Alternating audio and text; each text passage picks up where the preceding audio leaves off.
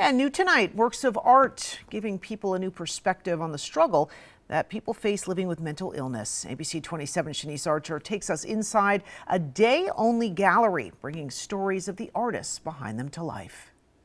Just felt like I was missing something, like I wasn't being heard in the way that I wanted to be heard. And so when I stumbled upon art therapy and I started it within my own process, I really saw how this is bigger than me. April Fitzpatrick is an art therapist at the Apalachee Center in Tallahassee. She says she has a history of battling with her own mental health issues, and art therapy gave her a voice to express herself. It increases the opportunity for people to ask questions. I think that's what's missing a lot in therapy, is that we don't ask enough questions. And so art therapy really gets to the core and beyond the surface. Fitzpatrick works with patients as young as 6 years old. She says when they're creating art, it gives them the ability to transfer what and how they're feeling into that project. And by the looks of it,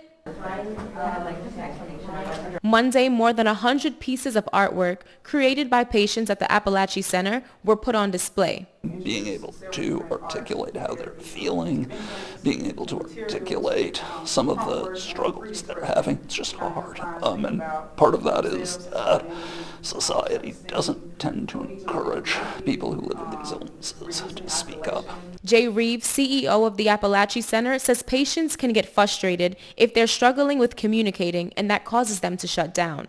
Their art allows them to express themselves. Some of the scariest parts of a mental illness are the suffering in silence, and for folks who are not as adept at speech, sometimes the thing that they can do is to create art. Through their creations, the hope is that people will get a clearer picture and understanding of the challenges they face dealing with mental illness. In Tallahassee, Shanice Archer, ABC 27.